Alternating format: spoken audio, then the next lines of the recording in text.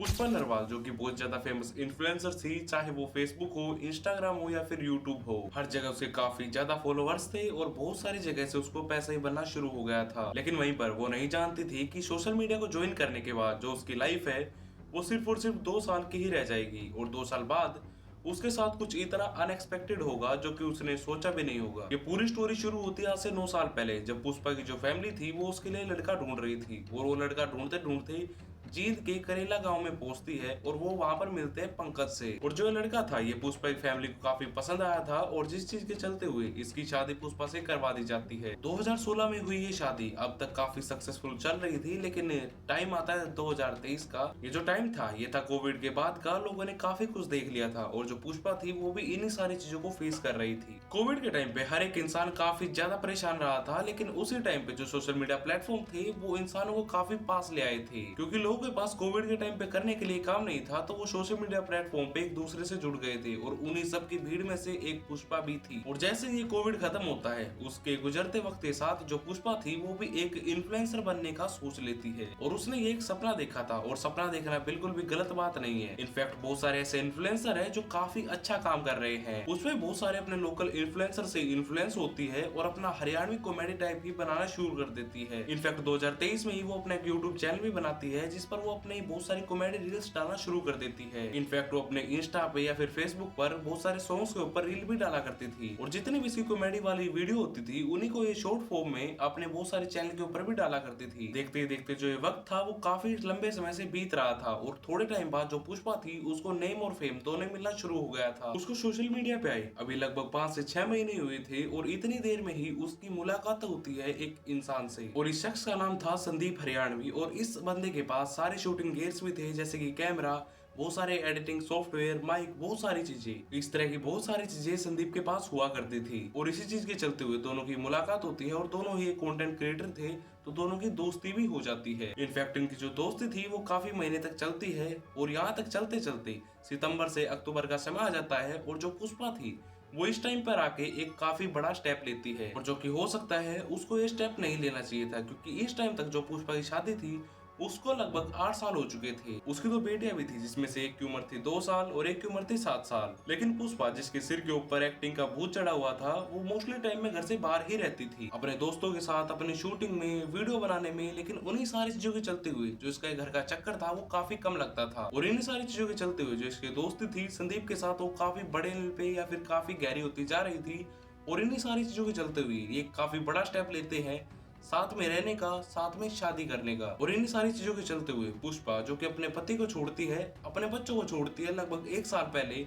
और वो पानीपत के हरसाना कला में शिफ्ट हो जाते हैं, जहाँ पर ये खेतों में घर लेते हैं रेंट पर और वहाँ पर वो अपने कंटेंट क्रिएशन की जो जर्नी है उसको शुरू रखते हैं। और यहाँ तक कि जो उनका प्यार था वो भी परवान चढ़ रहा था। अभी देखते ही देखते थोड़ा टाइम बीतता है और ये दोनों ही एक दूसरे के इतने करीब आ चुके थे कि ये दोनों ही एक दूसरे के साथ रील डालने लग गए थे सोशल मीडिया प्लेटफॉर्म पे। एक साथ घूमना फिरना, एक साथ बाहर जाना और एक साथ ही उस घर में रहना। देखते ही देखते जो पंकज जो पुष्पा का हस्बैंड था वो भी इन सारी चीजों से समझ चुका था कि आखिरकार जो ये सारी की सारी चीजें हैं वो किस तरफ जा रही है और उसने भी इन सारी चीजों के लिए फोर्स करना बंद कर दिया था। और उसके बाद बहुत सारा टाइम बीतता जाता है और इन दोनों की जो साजिश थी वो शादी करने की हो रही थी, लेकिन वो नहीं जानते थे कि अक्टूबर के मंथ में कुछ ऐसा होगा जो उन्होंने एक्सपेक्ट भी नहीं किया होगा। 4 अक्टूबर की रात लगभग 11:40 पर पुष्पा की माँ को संदीप फोन करता है बाला देवी को। लेकिन जब पुष्पा की माँ बाला देवी ये बात पूछती है कि आखिरकार वो क्यों रो रहा है और ऐसी क्या बात होगी, तो वो बताता है कि पता नहीं क्या हुआ, लेकिन हमारी एक छोटी सी बहस हुई थी जिसके बाद वो घर से बाहर चला गया। और जब वो वापस कमरे में पहुंचता है तो वो देखता है कि जो पुष्पा थी उसने अपनी जान दे दी है। वो ये बात सुनती है और उनके पैरों तले से जमीन ही खिसक जाती है कि आखिरकार उनकी एक जिंदा बेटी जो कि कंटेंट क्रिएशन में भी थी अब उसने अपनी जान दे दी है। लेकिन वो जल्द से जल्द इनके घर पे पहुंचना चाहते थे। बाला देवी जो कि अभी रिंदना में रह रही थी जो कि पानीपत में था, लेकिन अभी फिलहाल इस दिन वो अपने दूसरी बेटी घर पे गई हुई थी। उनकी जो बेटी थी वो सहमालपुर में रह रही थी, लेकिन इन्हीं सारी चीजों चलते हुए वो सारे अरेंजमेंट करते हैं और अगले दिन लगभग 3 बजे यानी कि 5 अक्टूबर को वो इनके पास पहुंच जाते हैं, जहाँ पर वो वहाँ पे पहुंचते हैं और वो देखते हैं कि एक रस्सी जिससे उनकी बेटी लटकी हुई थी और कुछ रस्सी जो कि साइड में पड़ी हुई थी। इस टाइम पे जो सिचुएशन थी वो काफी खराब हो चुकी थी, लेकिन बाला देवी ने फिर भी अपना होश संभाला और पुलिस को कॉल किया। वहीं पर जो पुलिस थी वो भी मौके पर पहुंचती है और हर एक चीज का जायजा लिया जाता है, जिसके बाद सारी फॉर्मेलिटी होती है, सारी मार्किंग होती है और उसके बाद जो लाश थी उसको पोस्टमार्टम के लिए भेज दिया जाता है। लेकिन वहीं पर जो बाला देवी थी वो इन सारी चीजों को डाइजेस्ट नहीं कर पा रही थी कि आखिरकार ये सच्चाई हो क्या सकती है, क्योंकि जो संदीप था वो इकलौता एक ऐसा इंसान था जो उसके पास रह रहा था और उनका जो शक था वो सीधा सीधा संदीप के ऊपर जा रहा था। लेकिन आखिरकार ये जो सारी बात थी वो हो क्या सकती है और संदीप ऐसा क्यों करेगा। वो तो इतनी ज्यादा खुशी से पुष्पा के साथ रह रहा था और हो सकता है थोड़े टाइम बाद इन दोनों की शादी भी होने वाली थी। खैर, एक तरफ पुष्पा का पोस्टमार्टम चल रहा था और दूसरी तरफ जो उनकी माँ थी वो सोनीपत के सदर पुलिस स्टेशन में एफआईआर करवाने के लिए पहुंच जाती है। और ये जो एफआईआर थी वो किसी और चीज के लिए नहीं बल्कि जो संदीप था उसके अगेंस्ट ही करवाई गई थी, क्योंकि उनकी माँ को इस चीज के लिए शक था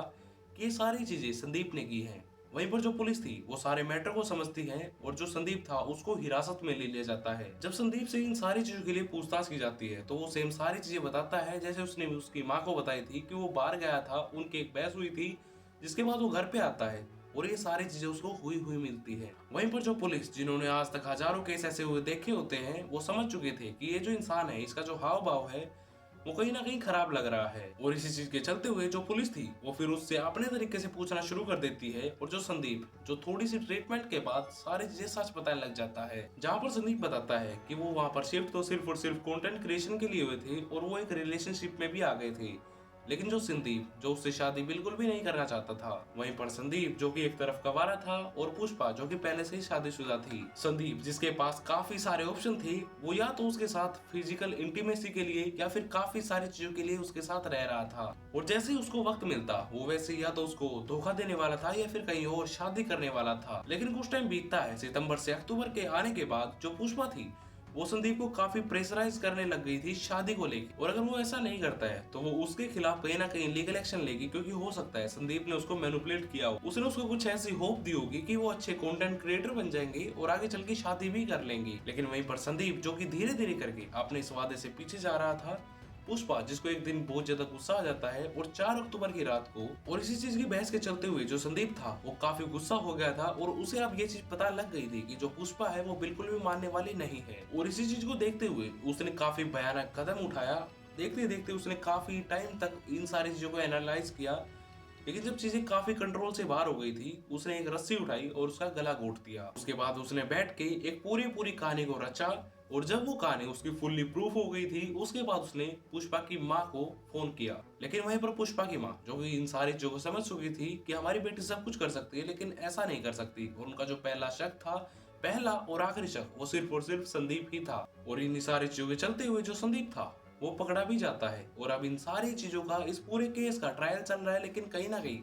ये जो केस है ये हमें काफी इंफॉर्मेशन या फिर काफी चीजें सिखाकर भी जाता है। हर कोई इंसान चाहता है सोशल मीडिया पे फेमस होना, वो अपने फेवरेट क्रिएटर को देखता है और उन्हीं की तरह फेमस होना चाहता है कि हम भी नाम बनाए, काफी अच्छी तरह से घूमे, काफी अच्छी तरह से चीजों को एक्सप्लोर करें और जो बोरिंग जिंदगी है उसको खत्म कर दे। कोई भी इंसान चाहता है कि जो उसकी जिंदगी है वो बिल्कुल इंटरटेनमेंट से भरी हो। और ये सारे सपने, मैं ये नहीं कह रहा कि गलत है, ये सारे सपने काफी अच्छे हैं, लेकिन चीजें तब ज्यादा खराब होने लग जाती है जब आप सोशल मीडिया को ज्यादा प्रायोरिटी देते हो, ना कि अपने पेरेंट्स को या फिर अपनी फैमिली को। आई होप आपको इन सारी चीजों से या फिर मेरी इस पूरी वीडियो से काफी कुछ चीजें सीखने को मिली होंगी।